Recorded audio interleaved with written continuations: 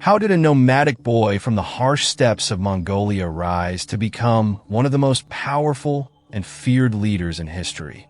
Genghis Khan, a name that still strikes awe and terror centuries after his death, wasn't just a conqueror. He was a mastermind, a revolutionary, a visionary warlord who changed the course of history forever. But what made him so unstoppable? Why was Genghis Khan able to achieve what others could only dream of? Was it sheer brutality, clever strategies, or something deeper, more calculated?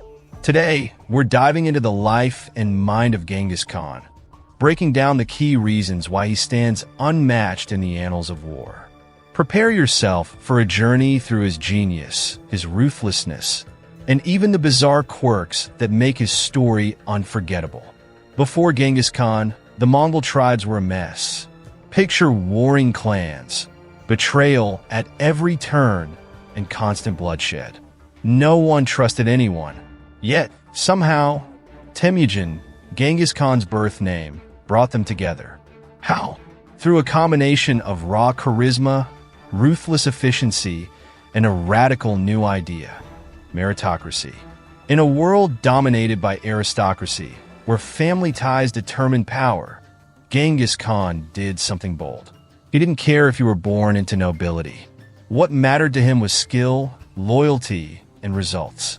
This shook up the old Mongol power structure and earned him the loyalty of warriors and generals who would follow him to the ends of the earth. But uniting the Mongols wasn't just about power. It was about survival. Genghis Khan knew that the Mongols' greatest weakness was their division. If he could unite the tribes, they could conquer anyone. And he was right. By the time he became the Great Khan, he had turned a scattered collection of nomads into a disciplined war machine. Here's a bizarre fact. One of Genghis Khan's closest allies was a man named Jamukha, who was also his blood-sworn brother. But they became bitter enemies when Jamukha betrayed him. Genghis eventually defeated Jamukha, but instead of killing him outright, he offered him a choice: a quick death or a brutal execution where his back would be broken without spilling blood. Jamukha chose the latter. Genghis's ruthlessness wasn't just about punishment. It was about sending a message. Genghis Khan wasn't just a great leader. He was a military genius. His strategies were so advanced that even modern generals study them. Let's start with the basics: the Mongol army. It wasn't the biggest army, but it was the most efficient. Think of it like a precision machine. Every part worked in harmony. The Mongols' greatest strength? Mobility. Their soldiers were expert horsemen and archers. They could ride for days, cover massive distances, and strike before their enemies even knew what was happening. They were the original guerrilla fighters, hitting fast and hard, then disappearing into the steppe. But it wasn't just about speed. Genghis Khan used psychological warfare like no one before him. He would spread terror before even arriving at a city. Stories of his brutality traveled faster than his army, convincing many cities to surrender without a fight. And if they didn't, well, let's just say Genghis had no problem turning them into ash. When Genghis Khan attacked the Khwarezmian Empire, one of his most famous campaigns, he sent a trade caravan to their leader as a gesture of peace. But the Shah killed the merchants and insulted Genghis by shaving the heads of his envoys. Big mistake. Genghis Khan didn't just defeat the Khwarezmians, he annihilated them. It said he diverted a river to drown an entire city. That's the level of vengeance we're talking about. Another tactic that set him apart was adaptation. When the Mongols faced fortified cities, they didn't just charge in blindly. Instead, they learned siege warfare from Chinese engineers and even hired specialists from defeated enemies. Every victory made them stronger because they absorbed the best ideas and technologies from those they conquered. Genghis Khan wasn't just thinking about battles. He was thinking about the future. His conquests weren't random acts of violence. They were calculated moves to build an empire. He understood something most warlords didn't. Control isn't just about taking land. It's about keeping it.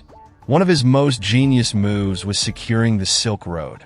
By controlling this crucial trade route, Genghis didn't just get rich. He made his empire the center of commerce and culture. Traders, travelers, and scholars flowed through Mongol territory, bringing wealth and knowledge. He also created a legal system called the Yasa.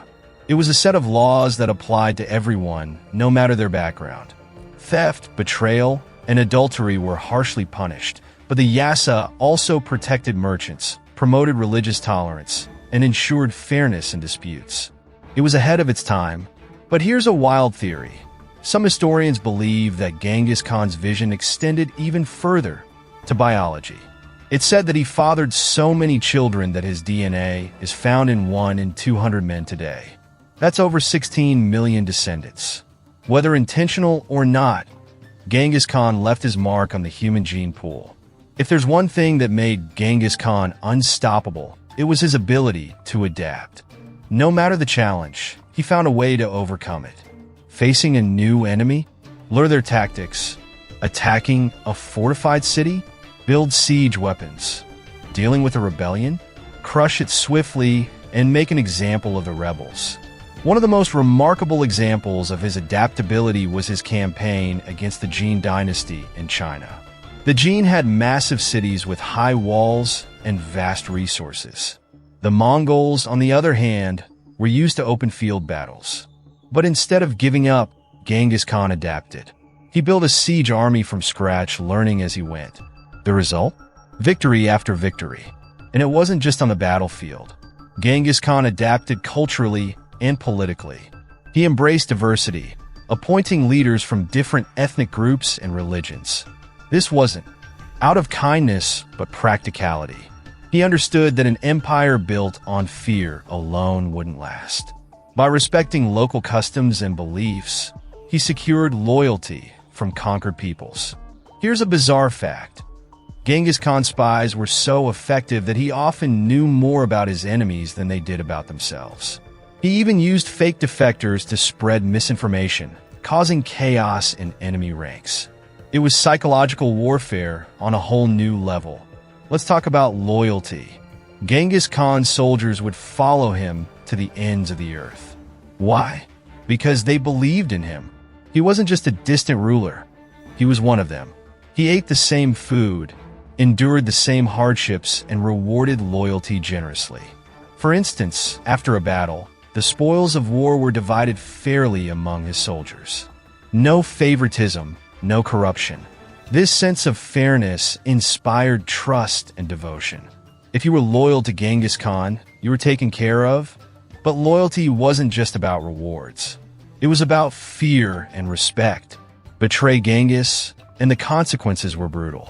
One story tells of a general who surrendered to the Mongols, but later rebelled. Genghis had him sewn into a carpet and trampled to death by horses. The message was clear: loyalty is non-negotiable. The efficiency of his administration was equally impressive. He created a network of relay stations, known as the Yam system, which allowed messages to travel thousands of miles in days.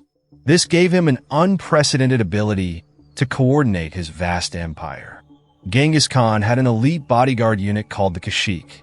But they weren't just bodyguards. They were also his advisors, messengers, and even spies. Some members were taken as hostages from rival tribes as children and raised to be loyal only to him. It was a masterstroke of control. So, what made Genghis Khan the most successful warlord ever? It wasn't just one thing. It was his ability to unify, innovate, adapt, and inspire.